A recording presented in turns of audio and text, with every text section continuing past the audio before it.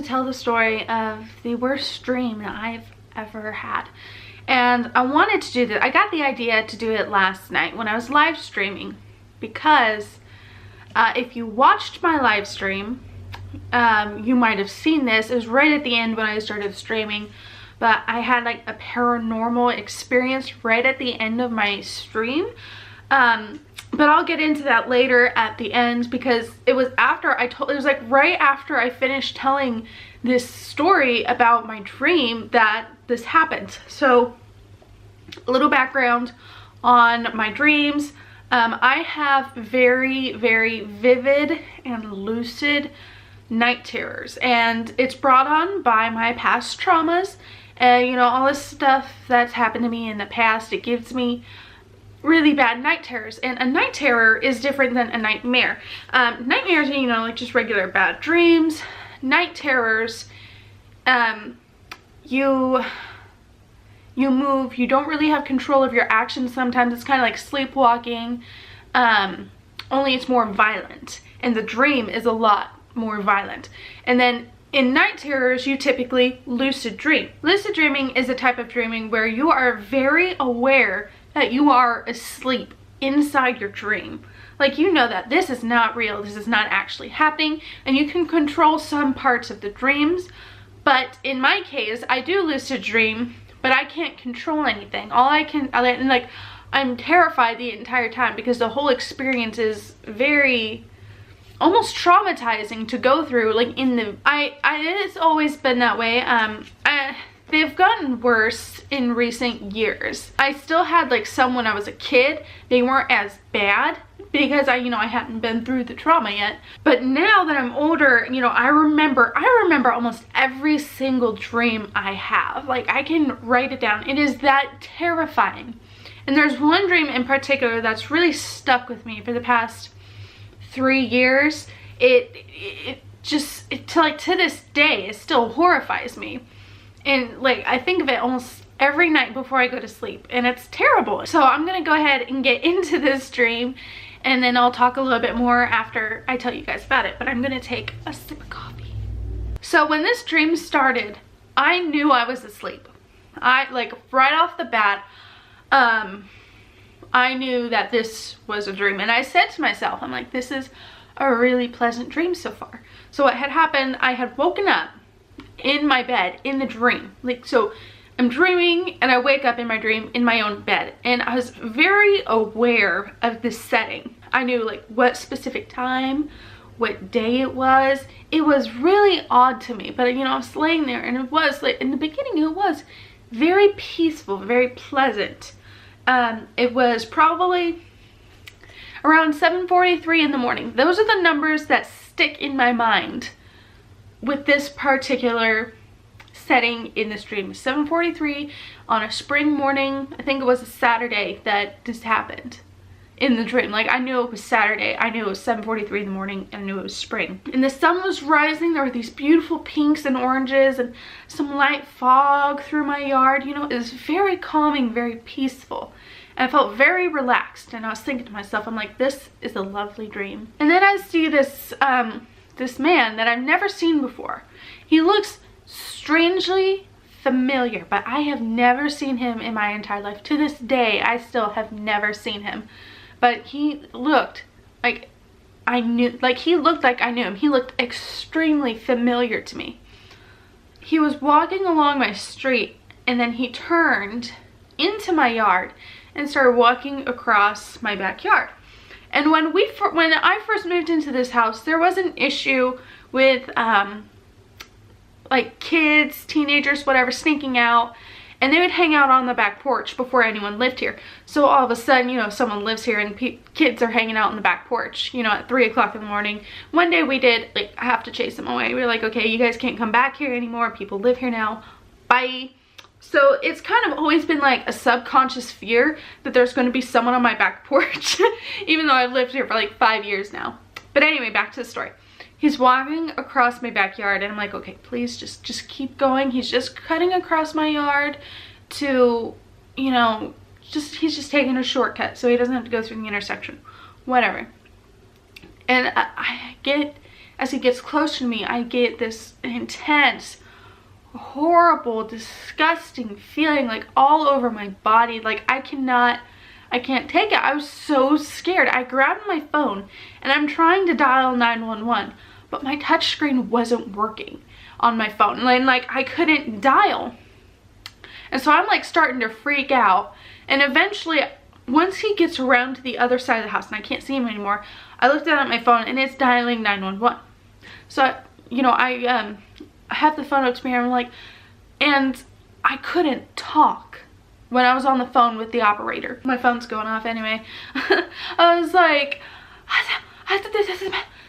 like there was no coherent words coming out of my mouth, and it took me forever to dial the phone. I was like, what is going on? So then the 911 operator, like the call drops, obviously. And so I'm like sitting there freaking out, still in bed. I'm like, what the heck is going on? And I look over and I see him in my kitchen.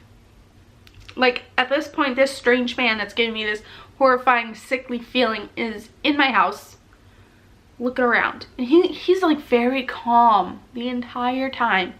He's just calmly looking around, walking through. And he eventually makes it into my bedroom. And I'm still in bed. Like I'm just like trying to like hide under the covers a little bit. And he just calmly looks at me and walks away. And at this point, I still couldn't talk. I still couldn't make a coherent sentence. I was just like, like underneath the blankets. And he comes back. He comes running, sprinting back to my room. And he throws a Zippo lighter onto my bed sheets to set my sheets on fire. So I jump out of bed and I start like stomping out the flames. And then I look up and he ran away and then he ran back. And this time he had like this log. I mean, it was a log. And he had like raised it over his head and it was on fire and burning. And he's getting ready to smash it over my head. And I woke up, like actually woke up at this point on the floor in the same position I had been. And I was screaming, please no. So in this dream, it had caused me so much fear that I had climbed out of bed and probably stomped on my sheets a little bit because they're all on the floor too. And I was like in this position screaming, please no. And that's how I woke up from this dream. After that, I could not fall asleep. And the best part about it is this dream did not happen at 7:43 a.m. This dream happened at like 2, 3 a.m. in the morning. So it was like pitch black outside. And I'm like, well, great, now I'm not gonna get any sleep for the rest of the night. And I didn't. I think I immediately called my mom and was like, oh my gosh, Mom, you will not believe this dream I just had. It was horrifying. Eventually, the dream bothered me enough to where I purchased a dream interpretation book because I'm like, you know what, I'm having these terrible dreams. What if they mean something? And maybe I should look into it a little bit, see what these say. And the book, like the same day I went to purchase the book, I found this astrology birthday book that explains each day, the specific day you're born, the planet alignments, you know, what you're good at and all the things. And my section on my birthday, it said I was supposed to be a psychic and I tend to have prophetic dreams. And I was like, well, that's just peachy. So I took this, I didn't buy that book, but I bought the dream interpretation book. I started reading through it and I picked out the key details of this dream, which was the strange man, the bedroom, the time, and fire. Fire, you know, is a key. It represents destruction. The man, the strange man, you know, just kind of lurking around your, you know, your surroundings, represents death. And then the bedroom, which was the setting, generally bedrooms represent death, death. It's supposed to be the room that you die in. Not saying that I'm going to die in my bedroom, but that the bedroom, whatever happens in the bedroom, could signify the way you die. So here we have death and the room I die in, and then fire and death bringing fire into the room that I die in. And so I'm like, well, great, that means I'm gonna burn to death. So in my mind I'm like, well, this is just peachy. I'm gonna burn to death? Really? This is what this is telling me? Now, obviously, you know, you can't believe in some of this stuff sometimes. But it could also mean that maybe when I'm 74, that I die of a fever, you know, from the specific times. Maybe like when I'm 74 in 3 days, 74 in 3 months, because it's 7:43 in the morning. Sometime when I'm 74, I might die of a fever, and that could be all that it means. It can mean that I die peacefully in my sleep of a sickness. It could also mean that I die horribly in a fire. Who knows? So I'm not really, it's not that I'm necessarily taking this interpretation to heart because it's like, this is the way I die. No, it's that the dream, it has bothered, it was a very traumatizing dream for this strange person to get into your house and attack you in this manner that bothers me. I mean, it's really the gut feeling that this man gave me in my dream, and that he was able to get into the house and attack me. That is the main underlying fear and trauma of this dream, and that's why, like, to this day I still remember every single key detail. When I say I have lucid dreams, I can't control my lucid dreams because my dreams are very powerful. I can run, I am very aware, I can try and prevent things, but I can't control it. Like, I can't, you know what I mean? And it's been happening for years. I know this is like a very strange vlog, I'm sorry, but anyway, that's the story of the most horrifying dream I have had in my entire life. And that says something because I have horrible, terrible, terrible dreams. And then last night when I was live streaming, it's actually in my live stream when this happened. I had just finished telling this story. And I think it's around the time 55:30 in the live stream, because I went back and I watched it to see if like maybe the audio picked up what I heard, or if you saw like some lights, not like little balls of light, but like lights from the door moving. When I stream, I always close my door because I don't want the cats getting into my room and like tearing my scene down or, you know, anything like that.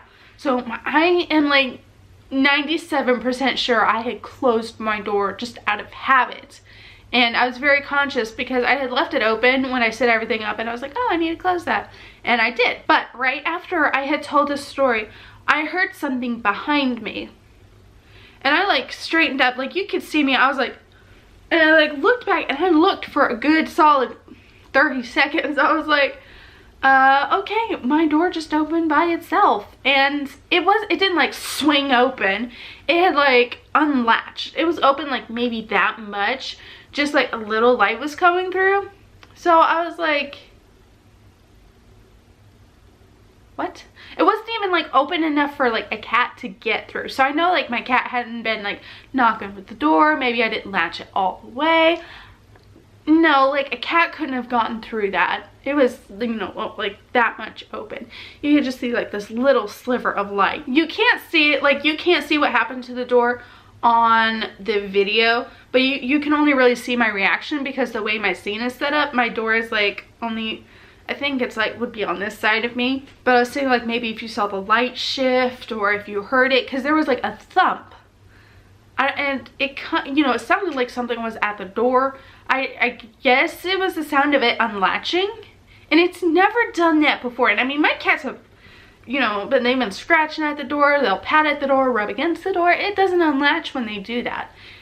So it was very, very strange to me how that happened.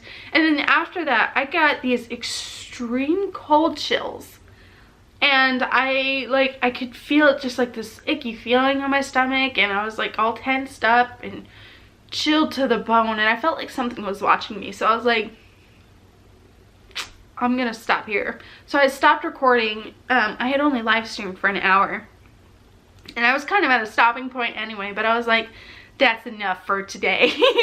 That was my like paranormal experience with after I told the stream.